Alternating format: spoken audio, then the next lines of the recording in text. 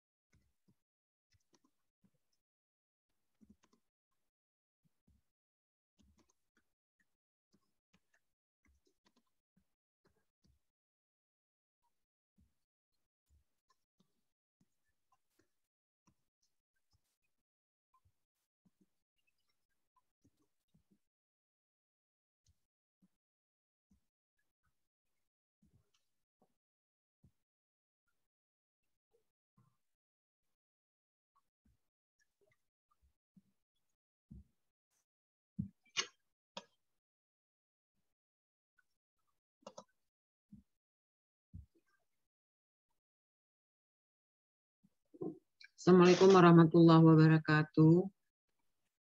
Waalaikumsalam warahmatullahi wabarakatuh. Silakan on kameranya ya semua ya. Yang tidak on kamera tidak dianggap hadir ya.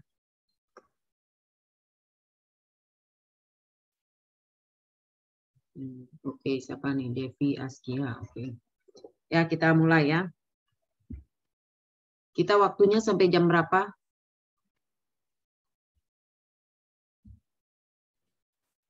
11.40, Prof.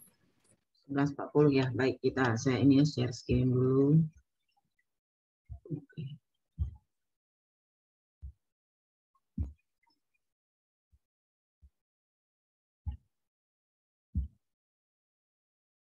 Ke ini enggak? Kelihatan enggak? Sudah terlihat share screen-nya? Kelihatan. Nah, sudah mulai ya. Kita hari ini bicara tentang keseimbangan asam basa. Tolong Anda ini ya, yang kegiatan lain Anda tinggalkan dulu, karena ini kan slide-nya lumayan. Kemudian nanti karena biar semuanya terbahas, jadi nanti saya mungkin ada beberapa slide mungkin yang cepat. Nanti Anda setidaknya kalau sudah dengar sekarang, nanti Anda bisa cari sendiri referensi. Jadi Anda gampang cari referensi di mana aja boleh. Kemudian Anda cari buku fisiologi, kemudian sebagian juga buku biokimia. Karena keseimbangan asam basa ini juga dia terintegrasi dengan sistem yang lain, terintegrasi dengan sistem respirasi, terintegrasi dengan sistem cairan, kemudian ginjal dan sebagainya.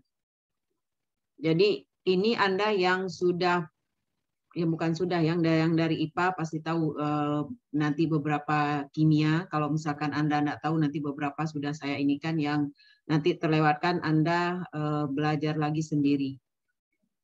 Nah, jadi sebagian besar ini materi ini ada di buku Guyton juga. Anda silakan cari online, ada yang terbaru. Jadi kita lihat dulu definisi apa sih asam basa itu. Jadi kita kembali lagi untuk preview ulang apa yang sudah pernah Anda pelajari waktu SMA. Jadi asam itu adalah zat yang dapat memberikan atau melepaskan ion H ke zat lain atau disebut juga sebagai donor proton. Jadi ada dua, ada asam kuat, ada asam lemah gitu. Jadi asam kuat itu apa? Asam yang dapat terurai dengan cepat. Yang dia cepat melepaskan ion H atau ion hidrogen dalam larutan. Contohnya apa? HCl. Kemudian asam lemah apa? Jadi asam lemah itu adalah asam yang kurang kuat dalam melepaskan ion hidrogen. Contohnya H2CO3. Kemudian basa. Apa itu yang disebut dengan basa? Ini sepertinya Anda sudah tahu semua yang basicnya dari IPA, kan Anda pasti dari IPA semua ya.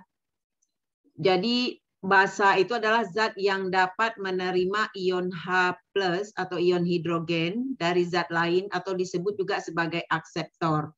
Akseptor itu penerima proton. Kalau donor itu dia pemberi. Sama kayak Anda donor darah, Anda memberikan darah untuk orang lain, itu juga demikian. Ya, kemudian ada dua juga sama, ada yang tergolong basa kuat, ada yang basa lemah.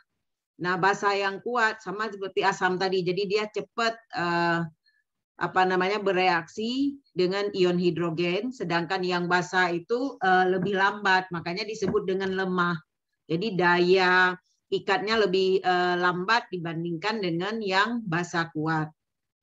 Jadi kalau yang basa kuat itu contohnya hidrogen atau OH-, kemudian kalau yang basa lemah itu HCO3-. Nah, kemudian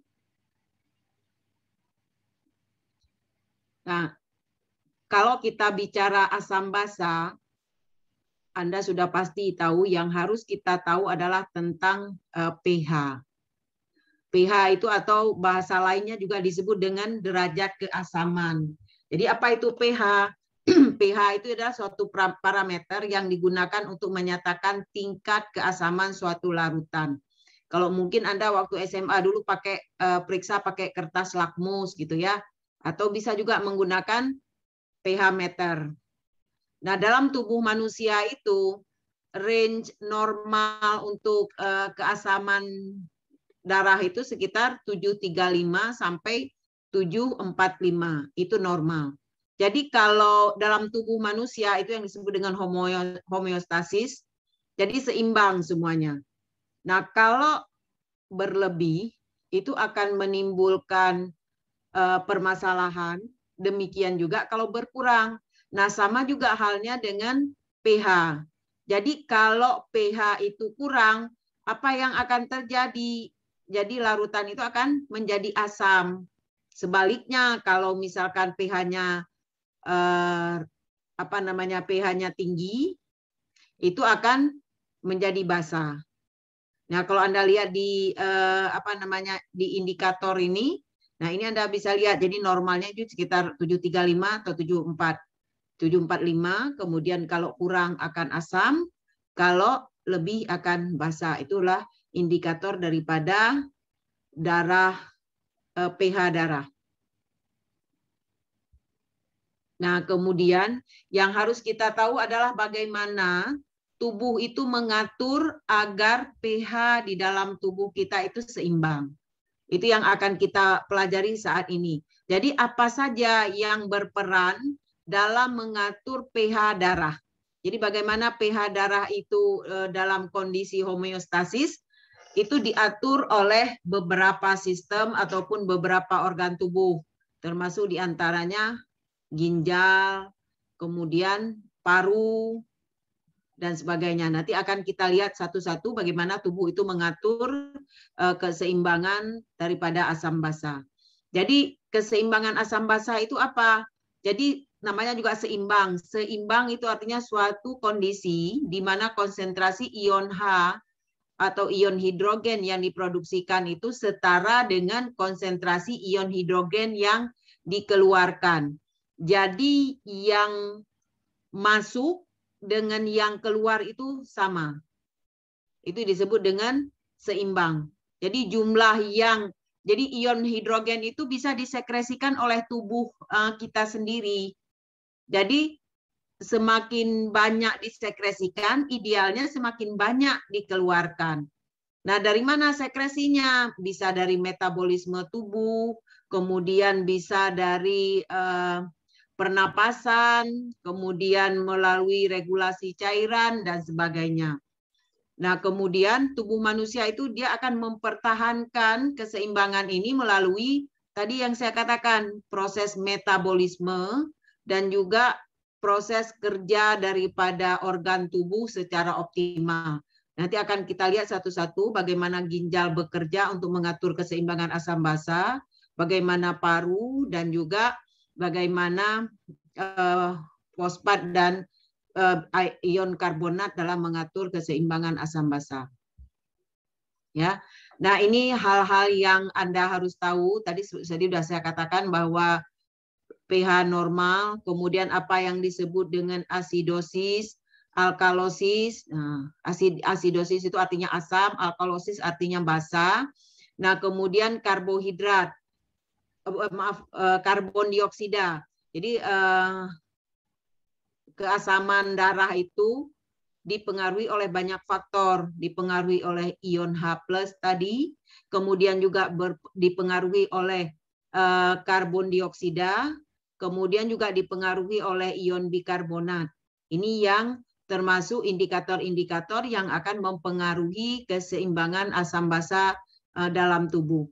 Jadi saya minta nanti Anda harus mengingat bagaimana nilai normal dari masing-masing ini, karena nanti pada waktu ujian bukan ditanya berapa nilai normal kadar karbohidrat atau karbon dioksida di dalam darah, atau berapa nilai normal asam bikarbonat di dalam darah. Nah, tidak seperti itu, tapi nanti mungkin akan saya buat dalam bentuk soal, misalkan ada kondisi X dengan kondisi hasil pemeriksaannya kondisinya begini. Nah, nanti Anda tentukan dia masuk ke dalam kategori mana, asidosiskah, alkalosiskah, kemudian kemudian kalau asidosisnya respiratorikah, metabolikah, atau apa.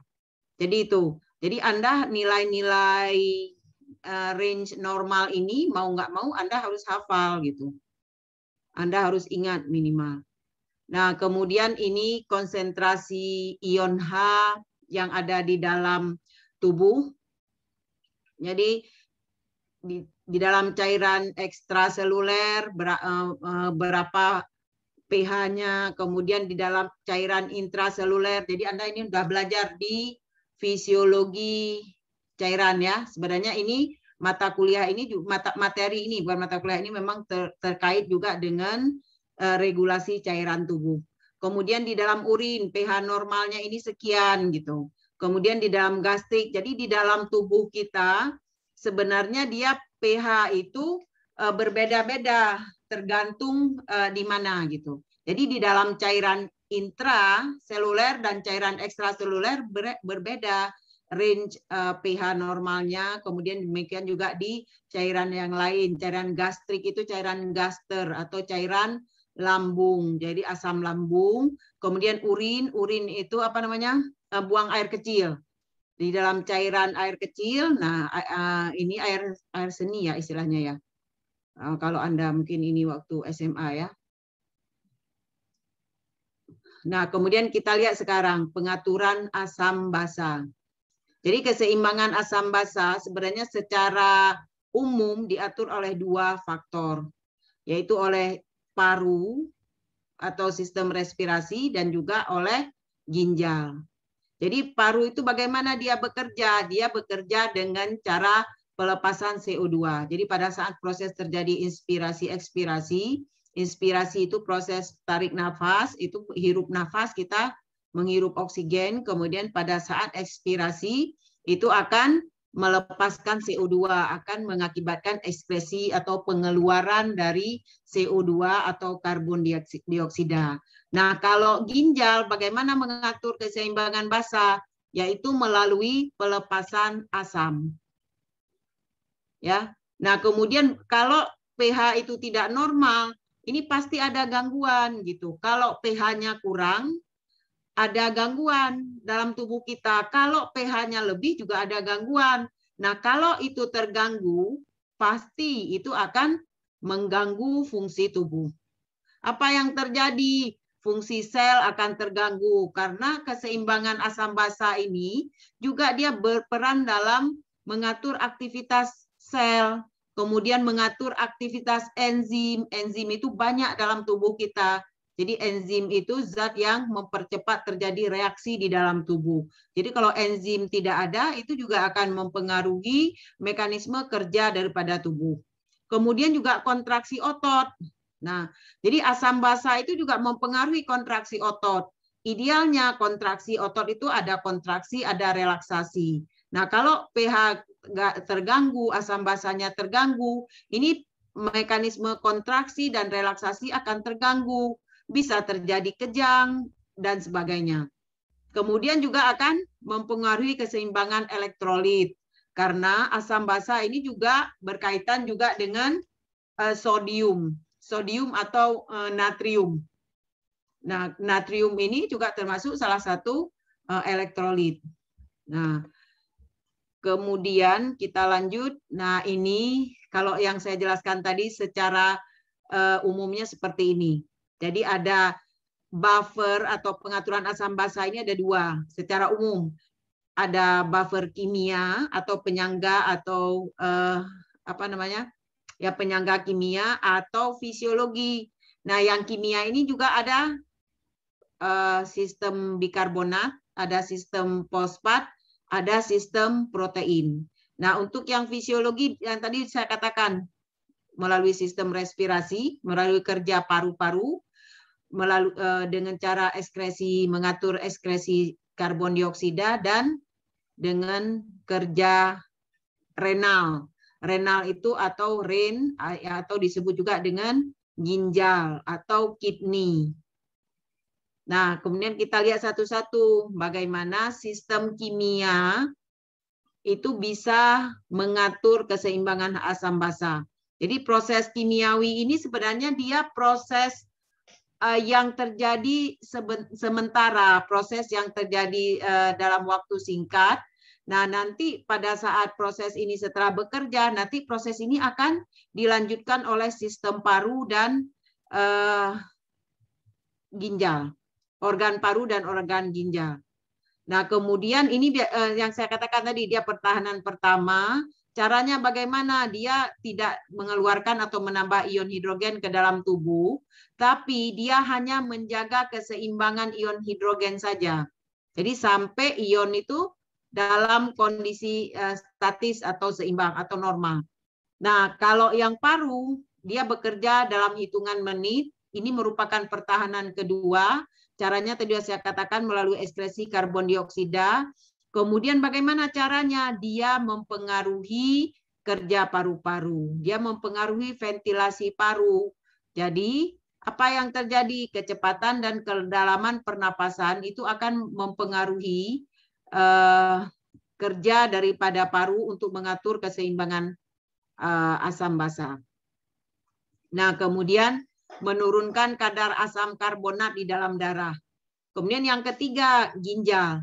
Nah, ginjal ini bereaksi lebih lambat. Nah, caranya bagaimana? Yaitu dengan cara mengeluarkan kelebihan asam basa, yaitu melalui pengeluaran ion hidrogen yang diekskresikan ke dalam urin. Nah, kemudian Anda jaringan internet saya bagus kan ya? Karena di tempat saya kadang sering ini. Jelas ya, bahasa suara saya jelas? Jelas, dokter. Jelas, dokter. Nah, kemudian sistem pengatur yang paling kuat ini nih, biasanya kadang dia slow motion, tapi dia kerjanya lama gitu, ginjal itu. Nah, kemudian kita lihat sistem buffer kimia. Ini tadi udah dijelaskan nih, sebenarnya nggak perlu dijelaskan lagi. Sama tadi mekanismenya. Nah, ini bagaimana dia membentuk reaksi daripada buffer kimia ini berikatan dengan hidrogen dia. Kemudian ion H ini bebas bergabung dengan buffer kemudian untuk membentuk asam lemah dan sebagainya. Nah, kemudian ini masih tadi sudah saya katakan bahwa sistem buffer kimia ini dia tidak dapat mencegah perubahan pH di cairan ekstrasel. Cairan ekstrasel Anda sudah belajar, cairan ekstrasel itu cairan yang ada di luar sel.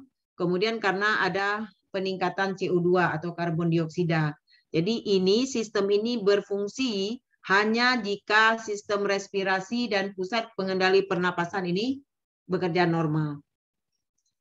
Kemudian kemampuan penyelenggara sistem buffer ini juga tergantung pada ion bikarbonat tadi. Nah, ini tadi untuk yang kimia, maaf. Ini untuk yang sistem kimia tadi ada 4. Ada buffer bikarbonat, ada buffer protein, ada buffer hemoglobin, dan buffer fosfat. Anda tidak perlu tulis, nanti slide-nya akan saya bagikan melalui Komting ya. Nanti Komting WA saya, kasih email, nanti saya emailkan. Nah, kalau sistem bikarbonat ini sistem buffer atau sistem dapar yang terdapat di cairan sel, ini terutama untuk perubahan yang disebabkan karena non-bikarbonat. Kalau protein, Anda udah tahu apa itu protein. Ini dia berada di cairan ekstra dan intrasel. Kemudian untuk buffer hemoglobin. Hemoglobin ini bagian daripada sel darah merah. Nah, kemudian dia ini bekerja di dalam eritrosit. Eritrosit adalah sel darah merah. Kemudian akan mempengaruhi terhadap asam karbonat. Kemudian sama juga dengan fosfat. Fosfat tadi sama dengan bikarbonat. Jadi dia ini merupakan sistem dapar di sistem perkemihan. Sistem perkemihan ini sistem apa namanya? Apa istilahnya?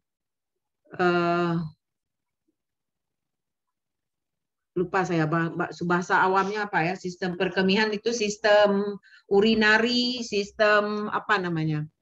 Yang berkaitan dengan pengeluaran urin gitu, pengaturan sekresi urin. Kemudian juga dia bekerja dalam mengatur cairan intrasel. Nah, ini sistem bikarbonat. Nah, untuk bikarbonat ini sangat tergantung pada basa lemah dan juga asam karbonat sebagai asam lemah. Kemudian kerjanya di intra dan di ekstrasel. Nah, kemudian jika hanya lebih, ini akan terjadi pembentukan karbonik asid. Kemudian kalau sebaliknya, kalau hanya yang berkurang, itu karbonik asid ini akan melepaskan ion hidrogen dan juga ion bikarbonat. Itu mekanisme kerjanya. Kemudian ini ya. Bentar. Nah, tadi saya katakan dari awal, bagaimana apa yang mempengaruhi pH di dalam darah. Jadi banyak faktor. Yang pertama, pH itu rendah atau tinggi itu dipengaruhi oleh diet, makanan yang kita makan, kemudian juga dipengaruhi oleh metabolisme.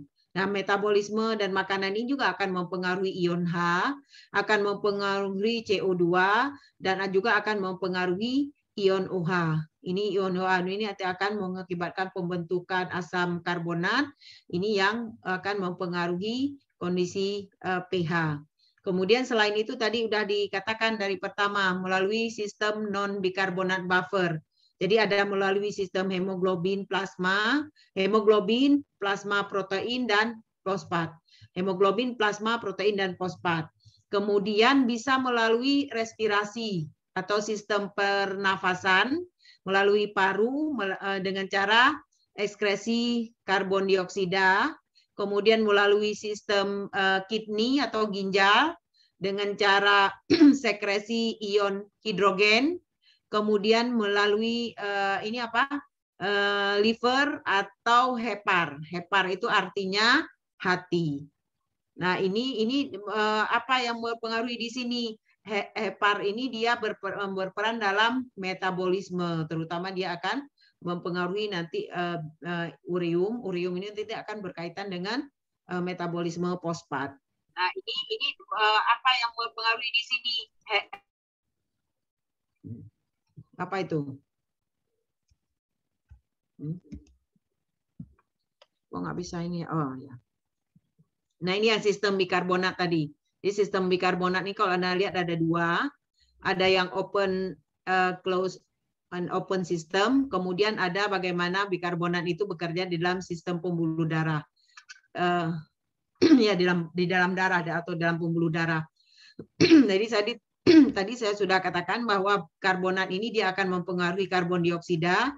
Kemudian karbon dioksida ini akan mempengaruhi melalui addition, penambahan ion H, nanti ini akan mempengaruhi pH.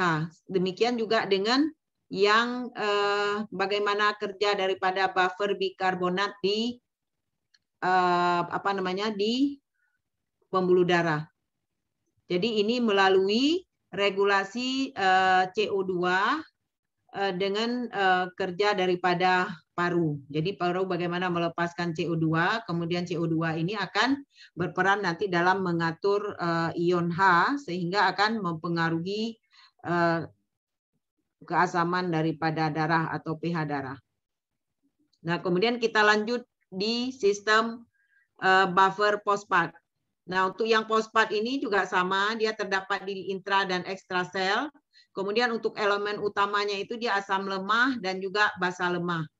Jadi dia terutama berperan dalam sistem buffer di tubulus ginjal dan juga di sitosol atau di cairan intrasel. Nah, ini kalau Anda lihat bagaimana sistem fosfat itu bekerja dalam mempengaruhi keasaman darah. Kemudian yang ketiga, sistem buffer protein. Jadi sistem buffer protein ini yang terutama yang bekerja itu adalah albumin. Kemudian untuk di dalam sel, protein dalam sel ini yang bekerja adalah hemoglobin, terutama dalam eritrosit. Dan ini sekitar 95% daripada buffer non-bikarbonat yang terdapat di dalam plasma. Kemudian juga sebagian di sel darah merah, terutama untuk hemoglobinnya. Nah, kemudian untuk pH, ini bukan pK, pH ya. Protein ini juga hampir mendekati 7,4. Kemudian ini nanti bagaimana hemoglobin itu berikatan dengan oksigen, kemudian dia akan berperan dalam mempengaruhi ion H, sehingga nanti akan dilepaskan ke dalam jaringan. Nah, kemudian kita lanjutkan, tadi sudah buffer kimia yang pertama, kemudian yang kedua bagaimana sistem respirasi atau paru mengendalikan pH darah. Jadi ini paru-paru ini dikontrol oleh pusat pengontrolnya di medula oblongata, di otak. Ini akan mengendalikan untuk pengaturan karbon dioksida. Nah, kemudian pada saat paru-paru ini akan bekerja dengan cara mengatur ventilasi untuk mengatur jumlah karbon dioksida.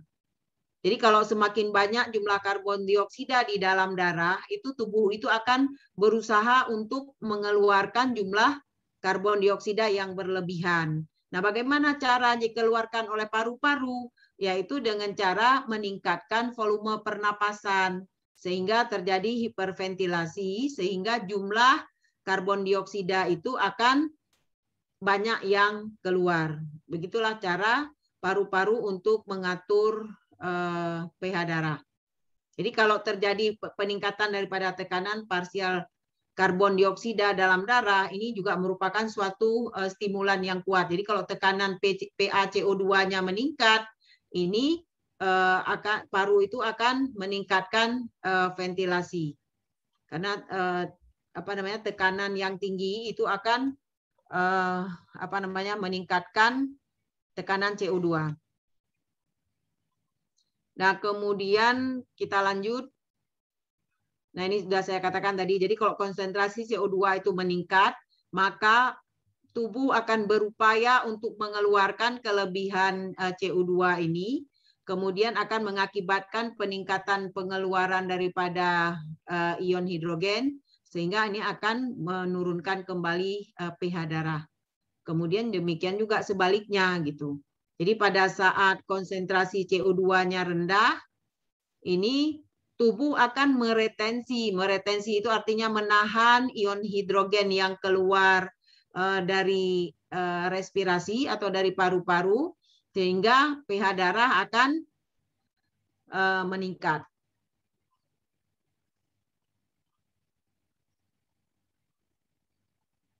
Ya. Nah, ini kalau Anda lihat bagaimana regulasi daripada CO2 oleh sistem respirasi. Jadi CO2 ini akan berikatan dengan ion hidrogen sehingga akan membentuk H2CO2. Kemudian H2CO2 ini akan melepaskan ion H, kemudian dia akan mempengaruhi sistem pusat respirasi di otak, sehingga tubuh itu akan mengatur kecepatan dan juga kedalaman daripada pernafasan. Jadi kecepatan dan kedalaman pernafasan itu akan mempengaruhi jumlah karbon dioksida yang dikeluarkan oleh paru-paru. Jadi semakin banyak jumlah karbon dioksida berarti pernapasannya itu semakin cepat gitu. Ya. Jadi kalau peningkatan eliminasi itu kalau semakin banyak karbon dioksida yang keluar, ini juga akan diikuti oleh peningkatan produksi karbon dioksida. Jadi ini dalam kondisi homeostasis, kecuali pada kondisi ada gangguan pada sistem respirasi atau ada gangguan pada sistem pernafasan. Jadi itu.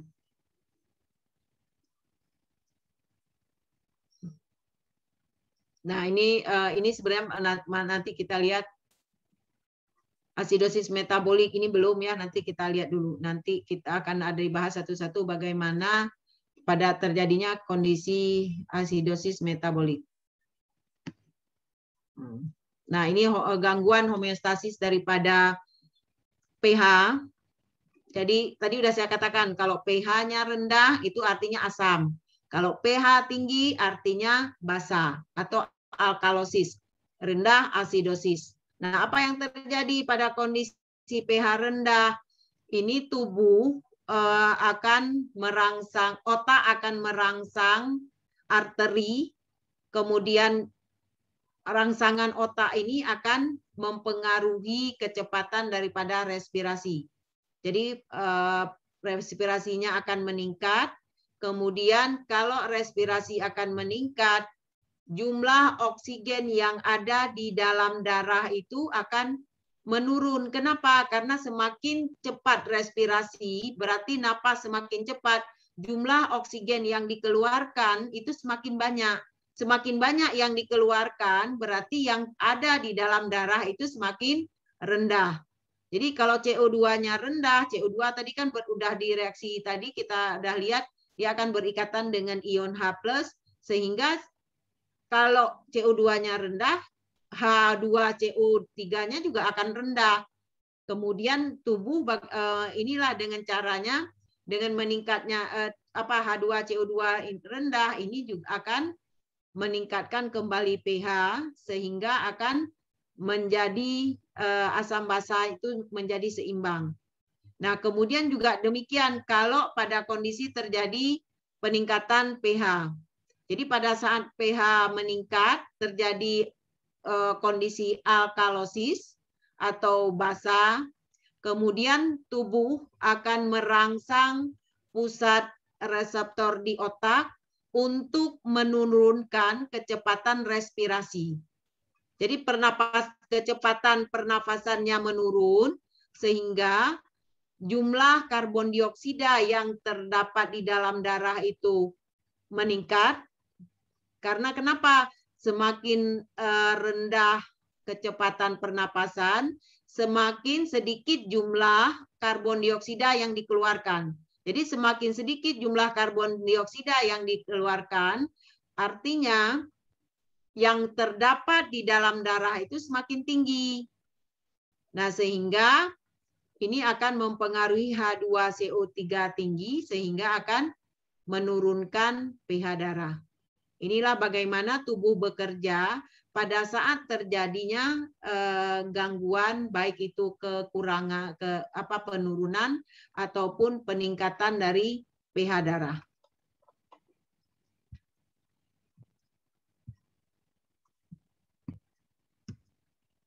Nah, kemudian yang ketiga, kita lihat bagaimana ginjal mengatur keseimbangan asam basa. Yaitu tadi sudah saya katakan, ginjal dengan cara sekresi dan reabsorpsi. Sekresi itu artinya menghasilkan, kemudian reabsorpsi itu menyerap kembali ion dihidrogen dan juga ion bikarbonat.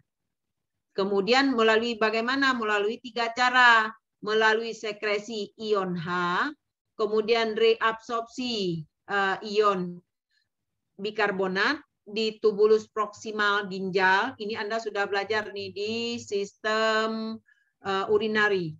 Kemudian dengan cara menghasilkan asam bikarbonat yang baru.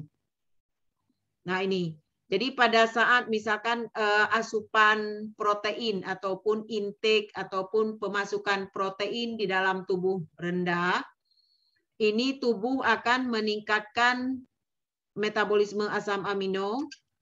Kemudian karena pada saat protein kita rendah berarti kan tubuh kekurangan protein. Nah, pada saat tubuh kekurangan protein, tubuh akan memetabolisme protein yang ada di dalam tubuh, yaitu dalam bentuk asam amino. Kemudian pembentukan asam amino ini akan meningkatkan pembentukan asam sulfat dan juga asam fosfat. Nah, inilah yang akan nanti mempengaruhi kadar ion H+. Jadi asam fosfat dan asam sulfat yang terbentuk ini juga nanti akan mempengaruhi meningkatnya konsentrasi ion H+ di cairan tubuh. Nah, peningkatan ion H ini akan jumlah ion H ini akan masuk ke dalam tubulus renalis atau di ginjal. Kemudian dia nanti akan keluar melalui urin. Sehingga jumlah ion H yang keluar melalui urin meningkat. Kemudian di sisi lain juga konsentrasi ion H yang ada di dalam cairan juga akan dikembalikan ke kondisi normal. Jadi gitu. Nah, ini sistem renalis, ini yang saya ceritakan barusan. Ini Anda lihat gambarnya seperti ini.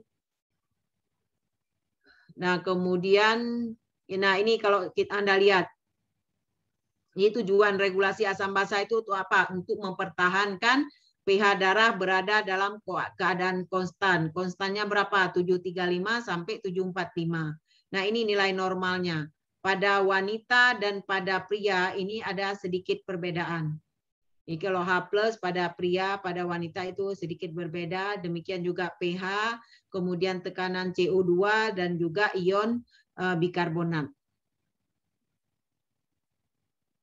Nah, itu nilai normalnya Anda silakan diingat saja. Nah, kemudian kita lanjut. Tadi kita udah bicara bagaimana tubuh mengatur agar asam basa itu normal.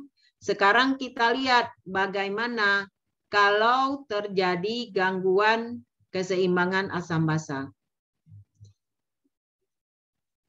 Nah, gangguan keseimbangan asam basa tadi ada dua tadi. Ada kita lihat ada metabolik, ada gangguan keseimbangan asam basa respiratorik. Nah, kalau metabolik, apa itu metabolik? Jadi gangguan keseimbangan asam basa akibat perubahan primer pada konsentrasi bikarbonat cairan ekstrasel. Jadi kalau metabolik itu yang terjadi perubahannya adalah pada bikarbonat. Tapi perubahan bikarbonat ini akan mempengaruhi kompartemen yang lain. Nah, kemudian demikian juga dengan yang respiratorik. Kalau respiratorik ini respirasi. Jadi Anda ingat respirasi itu gangguan keseimbangan ini karena perubahan utamanya itu adalah ada pada kadar PCO2-nya. Itu yang harus diingat. Ini pemahaman umum, pemahaman dasar yang harus Anda pahami. Jadi kalau ingat, kalau metabolik berarti gangguan utamanya itu pada konsentrasi bikarbonat yang nanti bisa mempengaruhi yang lain. Kalau respiratorik, Anda ingat aja pada PCO2-nya. Nah, kemudian ada 4 jenis. Ini yang Anda harus ingat. Ada asidosis metabolik, ada alkalosis metabolik, ada asidosis respiratorik, ada juga alkalosis respiratorik. Jadi pada metabolisme yang terganggu bisa dia bersifat asam, metabolismenya bisa bersifat basa. Demikian juga yang respiratorik bisa bersifat asam dan juga bisa bersifat basa. Nah, kemudian kita lihat dulu apa itu asidosis metabolik.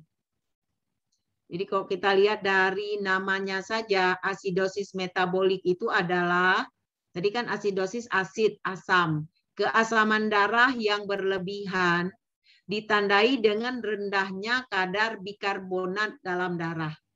Jadi kita katakan kalau metabolik itu bikarbonatnya yang abnormal. Nah, kemudian seiring dengan terjadinya penurunan pH pada kondisi asidosis metabolik ini, maka tubuh itu berkompensasi. Dengan cara apa? Dengan cara pernapasan itu menjadi dalam dan cepat. Jadi pernapasannya dalam dan cepat. Ini merupakan respon tubuh untuk apa? Untuk menurunkan kelebihan asam dalam darah. Tadi kita udah sepakat waktu pertama tadi bahwa salah satu cara tubuh untuk mengeluarkan kelebihan asam itu adalah dengan cara meningkatkan pengeluaran karbon dioksida. Itu ya. Nah, kemudian selain itu pada akhirnya juga selain sistem respirasi tadi, ginjal juga akan berusaha berkompensasi terhadap kondisi asidosis metabolik, yaitu dengan cara apa? Dengan cara meningkatkan pengeluaran asam melalui air kemih. Jadi tadi dikatakan melalui pengeluaran ion hidrogen.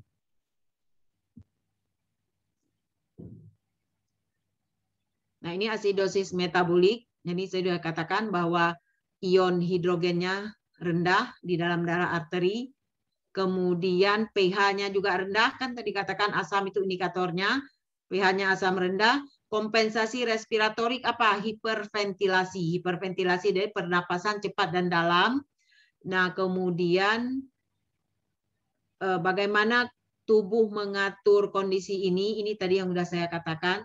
Jadi biasanya ini bisa diakibatkan karena gagal ginjal, kegagalan ginjal. Kenapa asidosis metabolik bisa terjadi? Karena kegagalan ginjal untuk mengekskresikan asam, atau juga bisa karena kelebihan daripada produksi asam keton, misalkan pada pasien dengan diabetes mellitus. Diabetes mellitus itu adalah kencing manis, atau orang awam juga sering menyebut darah manis. Nah, mungkin itu. Nah, kemudian apa yang terjadi akibat kondisi kedua ini akan mengakibatkan terjadinya akumulasi penumpukan non-respiratory acid, asam non-respiratory, sehingga akan memicu terjadinya asidosis metabolik. Nah, asidosis metabolik ini yang kemudian selain itu juga bisa diakibatkan karena diare. Kenapa? Kalau diare itu terjadi banyak pengeluaran cairan dan elektrolit kan, termasuk di dalamnya akan mengakibatkan terjadi kehilangan banyak alkali, sehingga akan memicu peningkatan terjadinya asidosis metabolik. Karena banyak pengeluaran basa. Kemudian selain itu apa saja yang bisa mengakibatkannya? Muntah. Jadi ingat ya, asidosis metabolik ini bisa diakibatkan oleh beberapa kondisi. Yang pertama, kegagalan ginjal untuk mengeluarkan asam. Kemudian yang kedua, bisa karena diabetes, karena meningkatnya produksi keton. Kemudian bisa karena diare, peningkatan pengeluaran elektrolit melalui feses. Kemudian juga melalui muntah. Jadi karena muntah ini akan mengakibatkan meningkatnya pengeluaran HCl kan melalui cairan asam lambung, sehingga ini akan meningkatkan kelebihan basa, meningkatkan kehilangan basa, sehingga akan bersifat asam. Jadi basanya rendah banget gitu.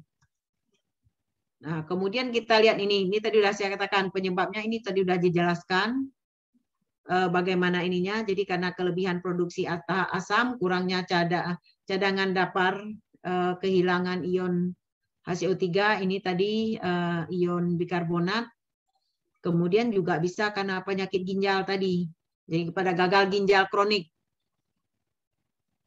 Nah, ini bagaimana muntah bisa mengakibatkan asidosis metabolik. Jadi kalau kita lihat patomekanismenya adalah, jadi muntah ini pada saat pengeluaran cairan muntah itu dia akan mengakibatkan banyak asam lambung yang keluar. Jadi sehingga ini akan mengakibatkan mempengaruhi kadar H+ dan juga kadar Cl- atau klorida. Inilah yang mengakibatkan terjadi metabolic alkalosis.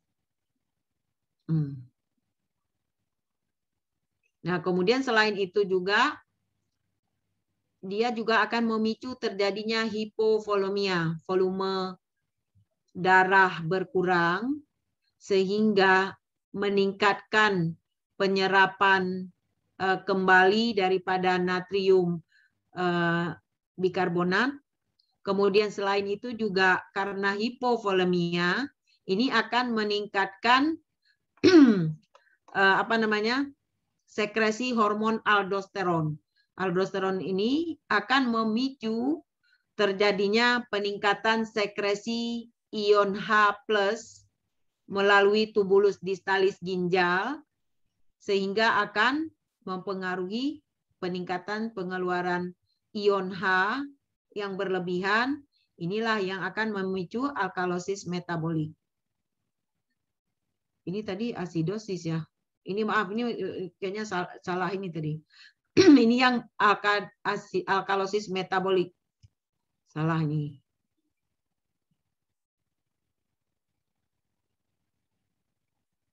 Nanti kita lihat ulang itu ya pada alkalosisnya ini sekarang. Nah tadi. Nah, ini salah, ini saya copy ke laptop lain berubah lagi. Kemudian gejala, kita masih lanjut dulu asidosis metabolik. Bisa ringan, bisa sedang sampai berat. Jadi kalau ringan kadang itu tanpa gejala, tapi bisa disertai dengan gejala ringan seperti mual, muntah atau kelelahan. Nah, atau bisa juga disertai dengan pernapasan yang dalam atau sedikit lebih cepat. Cuman umumnya ini memang tidak disadari kecuali pada yang kondisi sedang sampai berat. Ini biasanya terjadi kelelahan yang luar biasa, kemudian ngantuk yang berlebihan, kemudian mualnya berat bisa mengakibatkan terjadinya kebingungan. Kemudian ini kalau buruk bisa mengakibatkan hipotensi, bisa menimbulkan shock, koma, dan bisa menimbulkan kematian. Makanya kenapa kalau orang dengan diare, demikian juga orang dengan muntah itu tidak boleh berlebihan. Jadi pengeluaran cairan itu harus direhidrasi, harus diberikan cairan untuk mengganti yang cairan yang sudah keluar.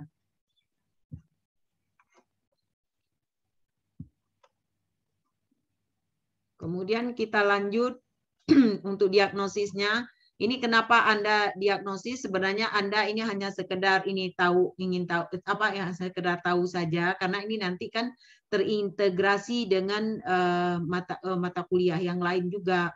Jadi bagaimana kita tahu bahwa seseorang itu mengalami asidosis metabolik, yaitu dengan cara pemeriksaan pH darah. Nah, jadi yang dilakukan apa? Pemeriksaan analisa gas darah.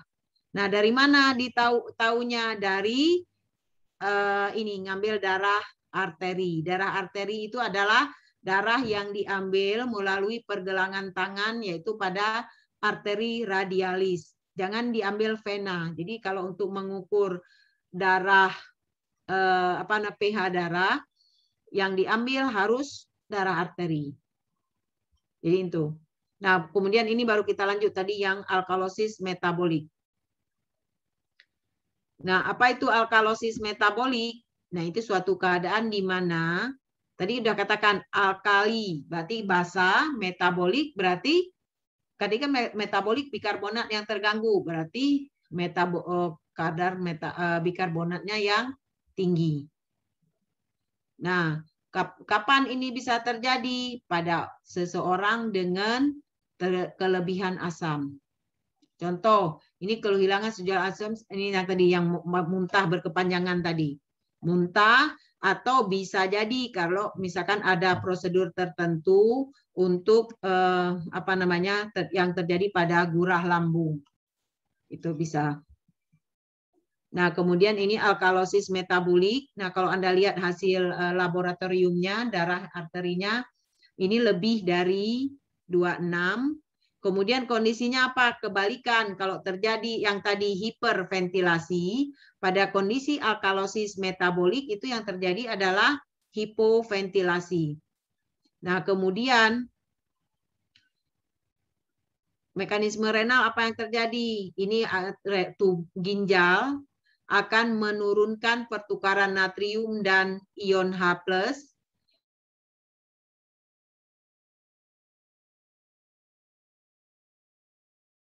kembali ion bikarbonat. Nah, ini tadi dikatakan ini kurang, internet saya kurang bagus ya.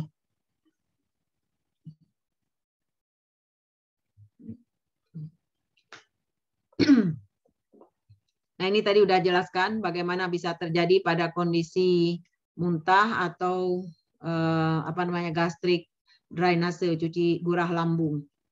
Nah, kemudian ini penyebab utama yang sering terjadi, yang menjadi penyebab alkalosis metabolik bisa karena penggunaan diuretik. Diuretik itu obat-obat yang berfungsi untuk meningkatkan pengeluaran urin. Ini golongan obatnya. Ini nanti Anda akan belajar di farmakologi ya. Kemudian bisa juga yang kedua, tadi sudah saya katakan karena pengeluaran asam yang berlebihan akibat muntah yang berat atau karena pengosongan lambung atau gurah lambung. Kemudian bisa juga karena penyakit sindrom Cushing. Ini atau bisa juga karena penggunaan obat-obatan golongan kortikosteroid. Nah, nanti untuk obat-obat ini Anda pelajari di farmakologi ya. Nah, gejalanya apa? Biasanya iritabilitas. Iritabilitas itu mudah tersinggung. Kemudian kejang otot, otot berkedut, atau bisa jadi tanpa gejala sama sekali pada penderita dengan gejala klinis ringan. Nah, pada yang berat itu bisa terjadi kontraksi yang berlebihan, bisa terjadi spasme otot atau kejang otot, bahkan bisa terjadi tetani. Tetani itu semacam kejang tetanus gitu. Nah, untuk terapinya apa yang harus diberikan? Harus kasih cairan dan elektrolit. Ini biasanya kasih natrium, kasih kalium. Kemudian pada kasus berat ini harus dilakukan pemberian amonium klorida melalui intravena. Intravena itu melalui langsung pembuluh darah, contohnya melalui infus. Nah, kemudian asidosis respiratorik. Sekarang kita lanjut yang ketiga, asidosis respiratorik. Nah, itu dikatakan asam, asid, respiratorik berarti ada kelainan pada respirasinya atau pada paru-paru. Jadi kalau kita lihat definisinya apa, asidosis respiratori itu adalah keasaman darah yang berlebihan karena penumpukan karbon dioksida. Nah, ini biasanya karena gangguan pada paru-paru atau pada ini ada sesuatu yang mengganggu fungsi paru-paru. Nah, kemudian saya nggak tegur-tegur Anda karena saya rekam. Kemudian saya pindah-pindahkan slide-nya. Jadi semua Anda tercover ini ya, tercover dengan saya. Jadi saya nggak tegur lagi karena kalau saya tegur Anda, habis waktunya saya nggak sempat selesaikan slide-nya. Ya, kita lanjut. Anda ini aja, Anda kan sudah mahasiswa sekarang, beda dengan anak SMA. Jadi nggak perlu dikasih tahu lagi. Saya harap Anda sudah tahu. Ya, memang sekolah online itu membosankan. Anda duduk berjam-jam di komputer, melelahkan memang, melelahkan mata, kemudian melelahkan juga badan Anda karena sitting position itu salah satu perilaku sedentary lifestyle. Nah, itu juga kalau Anda duduk udah lebih dari 2 jam sebenarnya nggak boleh. Jadi Anda harus 2 jam satu pelajaran, Anda jalan dulu. Harus gerak tubuhnya. Karena kalau enggak itu nanti lama-kelamaan kondisi ini juga pemicu penyakit, ini nggak normal juga gitu. Jadi tubuh kita nggak boleh statis dalam waktu tertentu. Lebih dari 2 jam Anda harus gerak. Ya, kita lanjut. Memang walaupun membosankan, kondisi memaksa kita memang harus begini. Ya, enggak ada yang mau seperti ini, tapi ya memang ini sudah jalan Allah yang harus mengharuskan kita bersabar dan Anda banyak doa. Biar cepat berlalu, jadi kita kuliah lagi offline ya. Anda jangan-jangan kalau begini terus bisa jadi Anda nanti lulus, Anda nggak kenal dosennya, dosennya pun nggak kenal Anda. Jadi setelah tanya Anda kuliah di kedokteran, kuliah 4 tahun gitu. Tapi nggak pernah ketemu dosen ya. Jadi berdoa cepat berlalu biar kita bisa hidup normal kembali. Ya, kita lanjut asidosis respiratori. Asidosis respiratorik berarti asam karbon dioksidanya meningkat, pH-nya turun. Ini darahnya menjadi asam. Nah, ini yang akan mengakibatkan tubuh akan merangsang otak untuk mengatur pernapasan sehingga terjadi hiperventilasi. Nah, pada kondisi ini tekanan CO2-nya meningkat, kemudian pH-nya menurun sehingga tubuh berkompensasi dengan cara meningkatkan asam karbonat di buffer oleh Hb dan protein. Kemudian juga PCO2-nya meningkat, ini akan merangsang pusat pernapasan di medula oblongata untuk meningkatkan ventilasi. Tujuannya untuk apa? Untuk meningkatkan pengeluaran daripada karbon dioksida dari pulmo atau dari paru. Nah, kemudian selain itu juga selain kompensasi daripada pulmo, juga ada kompensasi daripada renal atau ginjal, yaitu dengan cara meningkatkan pertukaran natrium dan ion H+ atau ion H+, kemudian meningkatnya pembentukan amonia dan meningkatnya reabsorpsi ion ion bikarbonat. Nah, ini penyebabnya. Ini bisa terjadi karena ada penyakit pada paru-paru. Bisa terjadi pada penyakit PPOK, penyakit paru obstruksi kronis. Kemudian bisa juga karena penyakit saraf atau penyakit yang menyerang saraf yang ada pada otot dada, sehingga akan menghambat terjadinya pernapasan atau terjadi gangguan pada mekanisme pernafasan. Ini bisa memicu terjadinya asidosis respiratorik. Ya, kalau Anda lihat di sini, bagaimana ginjal berkompensasi terhadap asidosis respiratorik yang terjadi dalam jangka panjang atau asidosis respiratorik kronis. Jadi pada saat paru-paru gagal untuk melakukan ventilasi, ini akan mengakibatkan jumlah karbon dioksida di dalam tubuh meningkat, sehingga ini akan menurunkan pH darah. Dan kondisi ini bisa terjadi dalam beberapa hari gitu. Nah, pada saat ini tubuh akan meningkat ginjal akan meningkatkan sekresi ion hidrogen melalui urin, kemudian juga akan meningkatkan pembentukan ataupun sintesis NH3. Nah, inilah yang dilakukan oleh ginjal pada saat terjadinya kondisi asidosis metabolik. Itu pada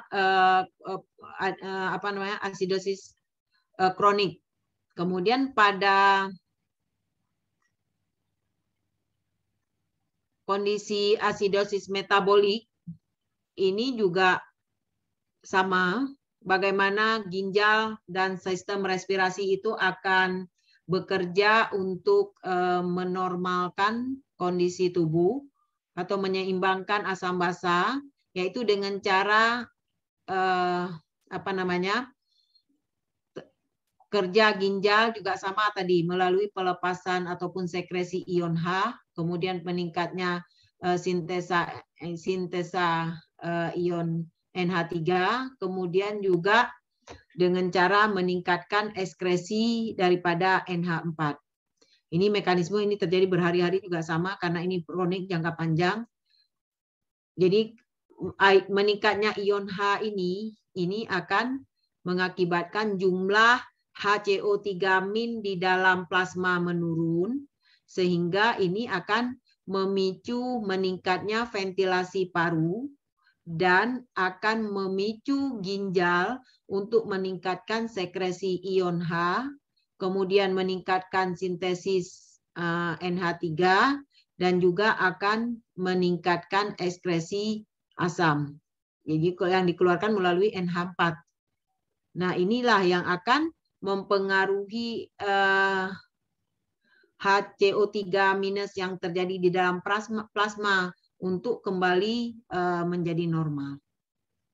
Ini bagaimana mekanisme ginjal dan paru untuk menormalkan pH dalam darah pada kondisi asidosis metabolik maupun respiratorik. Nah, kemudian gejalanya apa yang terjadi?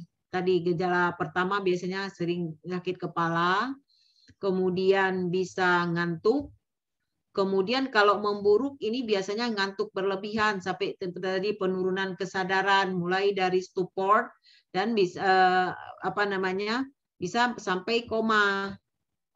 Nah, ini jika terjadi ini pada kondisi berat.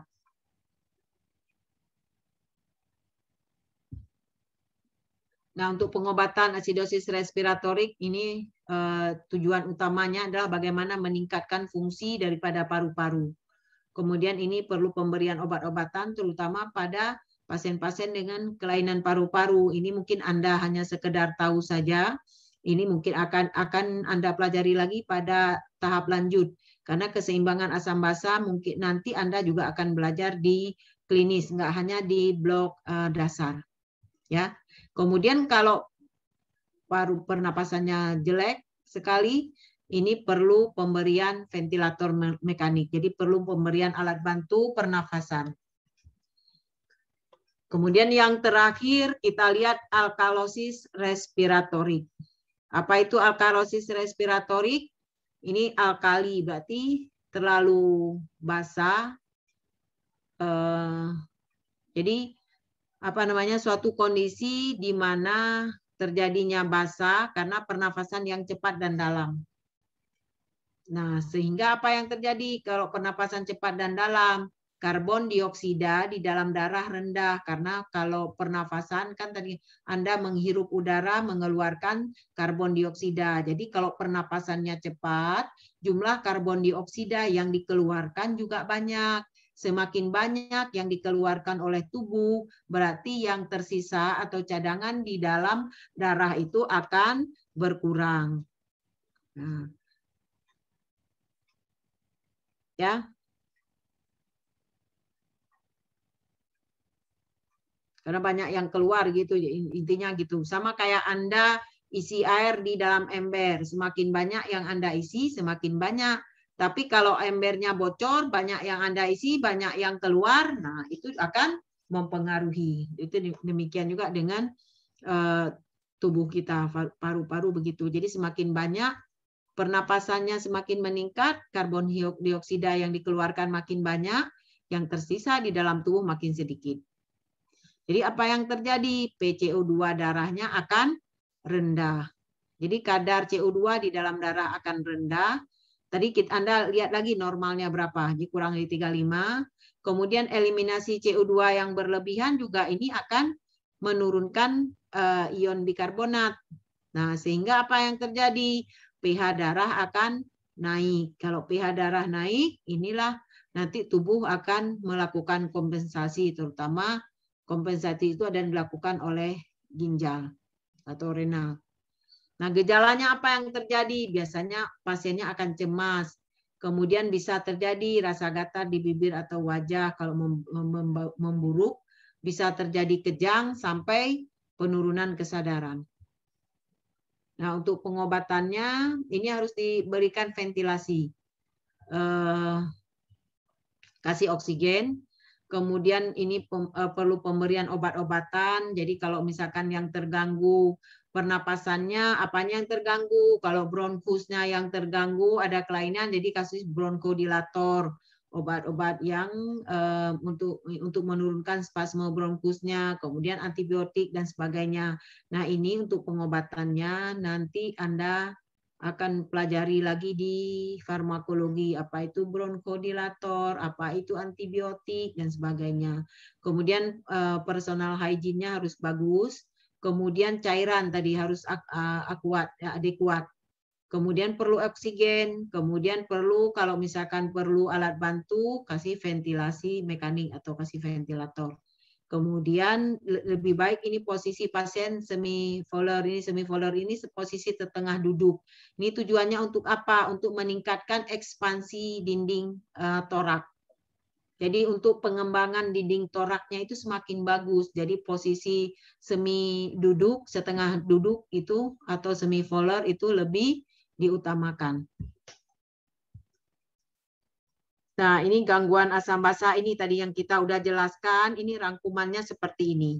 Jadi pada kondisi alkalosis, asidosis, respiratorik, alkalosis, asidosis metabolik, pH-nya seperti ini kondisinya. Ini yang tadi kita jelaskan, yang saya jelaskan. Kemudian pH CO2-nya seperti ini, tekanan CO2-nya, kemudian bikarbonatnya seperti ini. Nah, pada alkalosis respiratori karbonatnya bisa normal.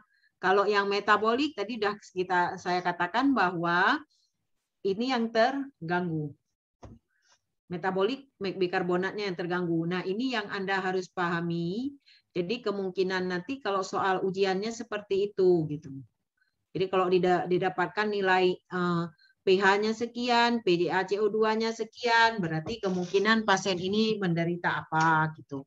Bukan menderita, mengalami kondisi apa. Ya. Jadi Anda kalau sudah mahasiswa itu pertanyaannya bukan lagi apa yang dimaksud dengan CO2, enggak seperti itu ya. Jadi Anda sudah belajar untuk menganalisis. Nah, ini juga sama, ini rangkumannya tadi. Bagaimana kondisi asidosis respiratorik, alkalosis respiratorik, kemudian asidosis metabolik, demikian juga alkalosis metabolik. Bagaimana dengan kondisi CO2 dan bikarbonatnya, bagaimana dengan H plusnya, kemudian bagaimana ini kompensasinya. Kemudian, nah ini juga sama, ini atas sama bawah sama, cuman ini lebih kalau ini pakai panah-panah ini lebih dalam bentuk kata-kata, sebenarnya sama aja, beda-beda tipis. Nah ini juga sama, ini detailnya ya masih yang tadi juga. Nah ini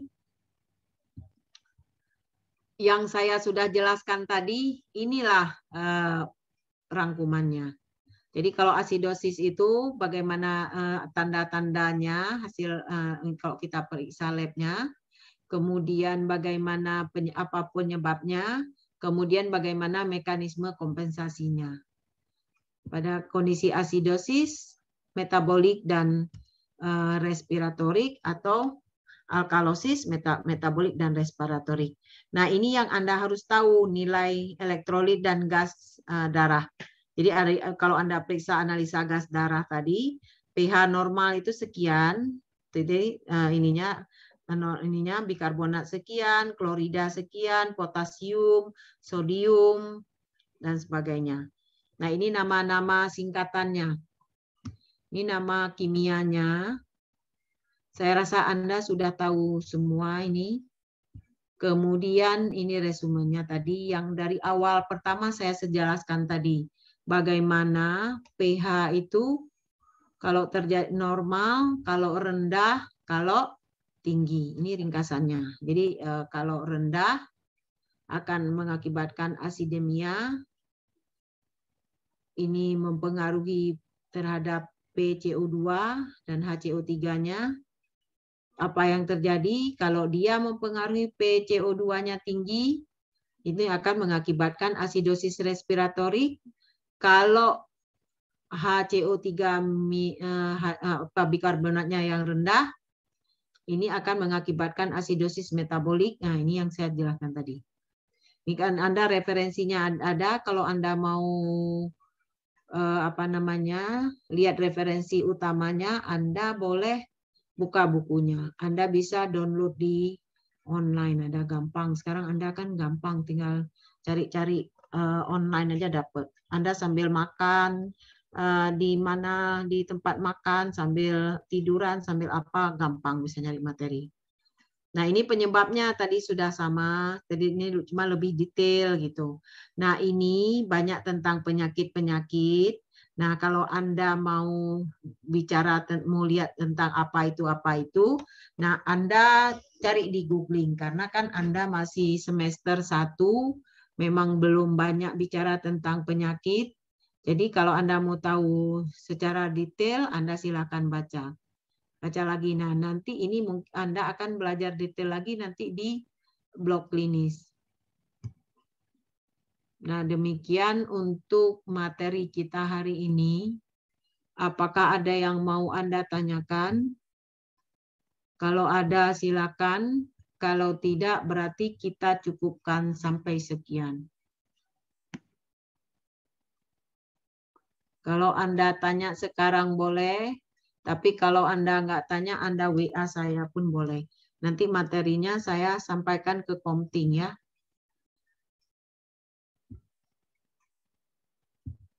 Ada yang mau ditanyakan, silakan buka suaranya. Boleh silakan bertanya. Ya, silakan. Izin bertanya, Dok. Sebelumnya perkenalkan, saya Teguh Faiz. Ya. Saya ingin memperjelas saja yang di slide terakhir tadi, Dokter. Berarti asidosis sama alkalosis itu hanya sekedar tanda aja ya, Dokter, untuk kita yang akan mengarahkan kita kepada diagnosis penyakit yang sebenarnya, Dokter. Bukan begitu. Jadi kondisi terjadinya gangguan bukan ini menentukan penyakit. Oh, kalau kita periksa ini, oh ini menentukan penyakit ini, tidak. Jadi kondisi asidosis dan alkalosis ini sering terjadi pada orang-orang dengan penyakit ini gitu. Jadi gangguan asam ini bisa terjadi pada orang dengan penyakit pernapasan. Contoh penyakit pernapasan ada pneumonia,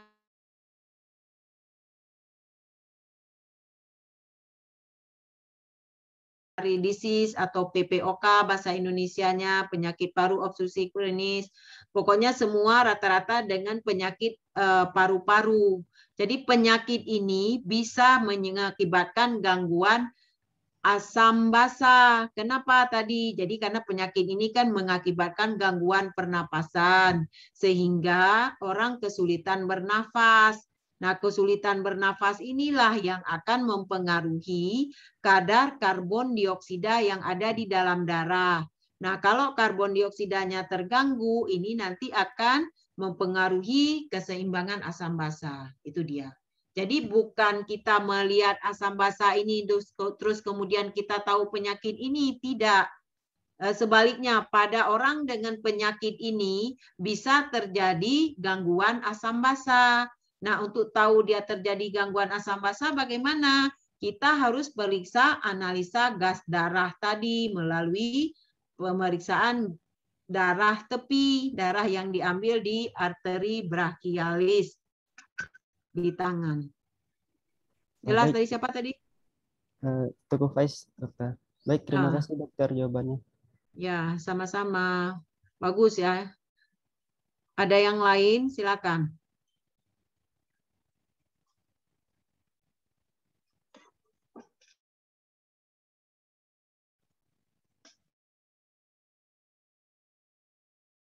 Ditanyakan? Atau saya ada dua kemungkinan. Yang pertama nggak ngerti, atau yang kedua sudah mengerti semua, atau bisa jadi Anda sudah kelelahan karena ini udah siang. Jadi dua kemungkinan kan, mengerti atau tidak mengerti. Atau 50-50. Nah, boleh juga. Bisa jadi. Anda baru lulus SMA, kemudian langsung kuliah begini gitu ya. Ini Anda ada yang entah kemana-mana ininya, yang cuman kelihatan kepalanya doang, bukan kepalanya doang, rambutnya doang gitu. Anda sebenarnya kalau dipikir-pikir satu sisi beruntung juga, Anda kan kuliahnya online. Jadi Anda duduk di rumah, bisa di atas tempat tidur, bisa di atas mana, di mana, bisa yang ada di Bandung, bisa ada di Medan, entah di mana Anda kuliah di Banda Aceh. Gitu kan? Itulah kalau kita berpikir positifnya pandemi. Tapi negatifnya ya juga banyak gitu. Tapi minimal Anda sudah punya niat untuk dengarkan aja. Jadi nanti Anda tahu kalau misalkan Anda mau belajar sendiri, Anda tahu apa yang harus Anda pelajari gitu.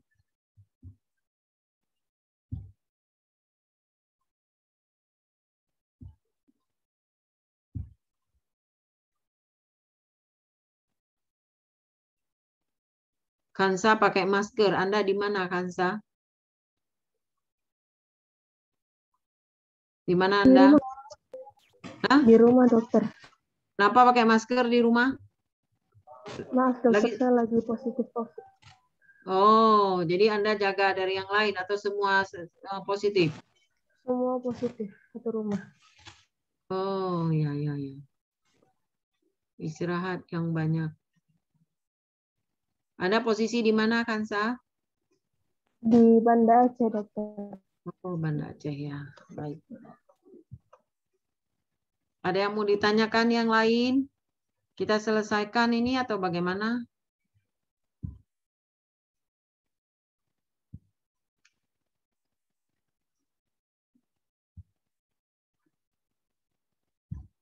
Sepertinya yang laki-laki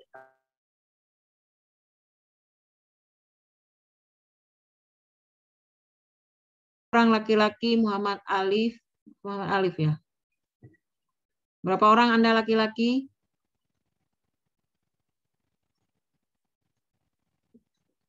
Nggak tahu jangan-jangan ya, karena Anda nggak ketemu temannya, belum pernah ketemu ya. Iya, nggak apa-apa.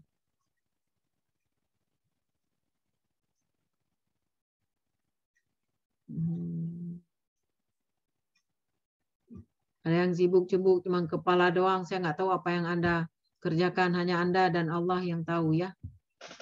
Baiklah, kalau misalkan nggak ada yang mau ditanyakan, nanti saya akan kasihkan Anda slide-nya. Nanti silakan dipelajari. Kalau ada yang Anda tidak pahami, Anda boleh tanya saya, WA saya.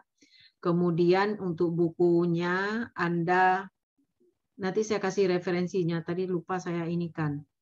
Anda boleh pakai itu. Kemudian di Guyton ada, di buku biokimia ada, atau buku apapun yang boleh Anda pakai, tapi Anda pakai buku untuk mahasiswa kedokteran ya. Jangan pakai buku yang Anda masih bisa pakai untuk anak SMA gitu. Yang Anda pakai untuk mahasiswa, yang diutamakan yang dipakai untuk mahasiswa kedokteran. Ya, kalau tidak ada lagi yang mau ditanyakan, berarti untuk pertemuan kita hari ini cukup sekian. Karena saya juga sangat lelah, saya udah semingguan saya kurang tidur. Kadang cuma tidur setengah jam, 1 jam, semalam baru sempat tidur 1 jam. Kemudian tadi juga saya sama kayak Anda, jam 7 pagi udah ikut workshop, selesainya jam 10 kurang 5 menit tadi. Nah, jadi sama-sama melelahkan kita. Jadi kalau tadi ada yang saya sampaikan yang salah-salah atau keliru, Anda boleh sampaikan ke saya. Namanya juga manusia, pasti bisa membuat kesalahan. Kadang saya itulah akibat terlalu lelah. Kadang mungkin ada yang harusnya saya sampaikan apa, tapi tersampaikan apa. Anda boleh sampaikan ke saya ya. Jangan usah takut karena siapapun bisa berbuat kesalahan. Tapi kita harus belajar dari kesalahan itu agar kedepannya tidak salah lagi gitu ya. Berarti kalau tidak ada, saya untuk hari ini saya cukupkan. Saya mohon maaf kalau ada salah-salah kata ataupun kalau ada yang kurang berkenan di hati Anda.